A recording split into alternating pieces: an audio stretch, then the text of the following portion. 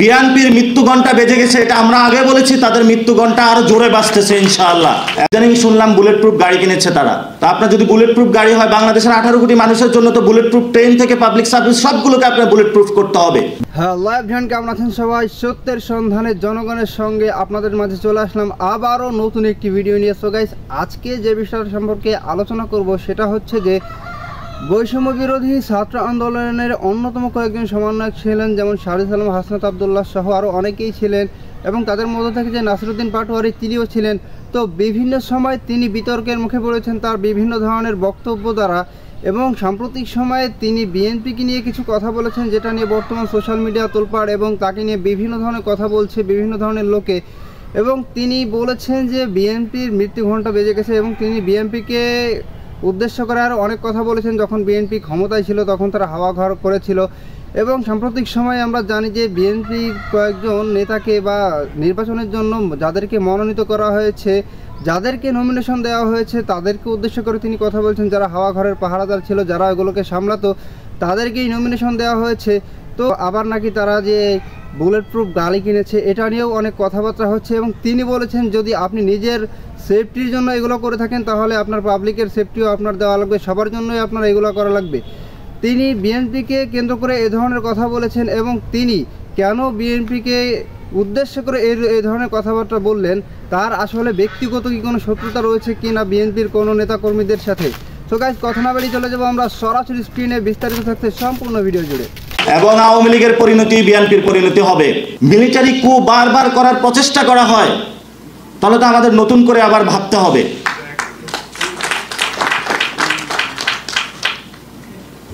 আপনারা জানেন 2001 থেকে 6 বাংলাদেশে এমন কোনো জগৎ ছিল না যেখানে দুর্নীতি করা হয় নাই। প্রত্যেকটা লোক দুর্নীতিতে হলো, তারা বিপর্যস্ত হয়েছিল।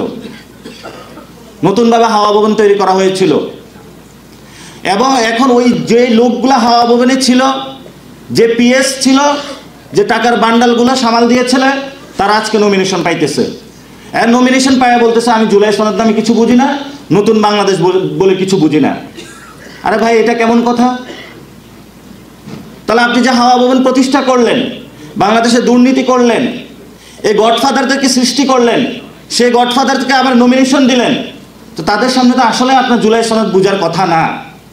আপনার জুলাই সনদ যদি বুঝতেন, আপনি যদি 3 অগাস্টের পরে অথবা আগে বাংলাদেশে ফেরত আসতেন, জনগণের সামনে মুখোমুখি হতেন, জনগণের সামনে দেখতেন রাস্তায় যে লাশগুলো পড়েছিল, হাসপাতালে যদি ঘুরে ঘুরে আপনি দেখতেন যে আমাদের ভাইরা এখনো কাতরাচ্ছে, তাহলে আপনি বাংলাদেশে জুলাই সনদ এবং গণভোট কি আপনার হলো পরতে পরতে মাথার মধ্যে ঢুকে যেত। এটা আমাদের জন্য লজ্জা। বাংলাদেশ স্বাধীন হয়েছে, এখন আপনি আসতে ভয় পাচ্ছেন না। আপনি যদি ভয় পান, কাকে ভয় পাচ্ছেন আপনি? আমরা তো ভারতকে ভয় পাই না? আমরা কি দেশে চলাফেরা করি না? আমাদের কি স্নাইপার ওই সময় 5 তারিখের পর 8 তারিখ পর্যন্ত গুলি করার জন্য ঘুরে নাই? অসংখ্য স্নাইপারের মধ্য দিয়েই তো আমরা জীবন অতিক্রম করেছি। ইদানিং শুনলাম বুলেট প্রুফ গাড়ি কিনেছে তারা।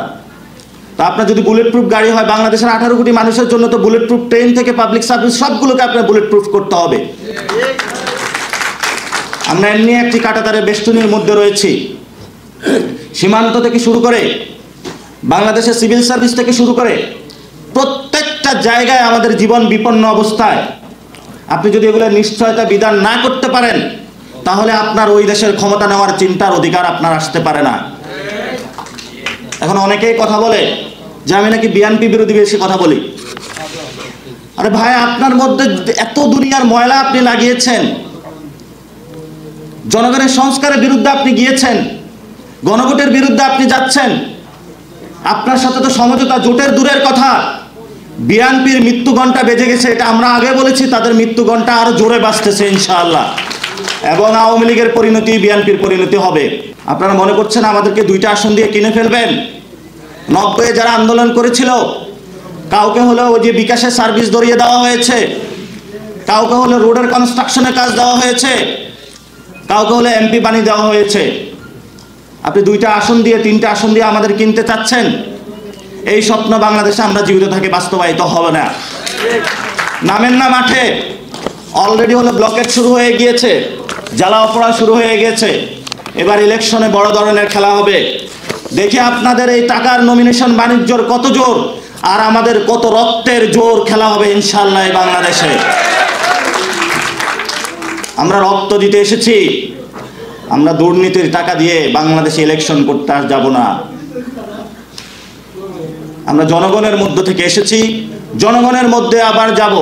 তো গাইস, আপনারা সম্পূর্ণ ভিডিওটি দেখলেন এবং নাসিরউদ্দিন পাটোয়ারির এই মন্তব্যের কারণ কি, আর তিনি কেন বিএনপিকে নিয়ে এ ধরনের মন্তব্য করলেন, এই বিষয়টা সম্পর্কে আপনাদের মূল্যবান মতামত অবশ্যই কমেন্ট বক্সে বলে যাবেন। দেখা হবে আপনাদের সাথে অন্য কোনো ভিডিওতে। ততক্ষণ পর্যন্ত ভালো থাকবেন, সুস্থ থাকবেন। আল্লাহ হাফেজ।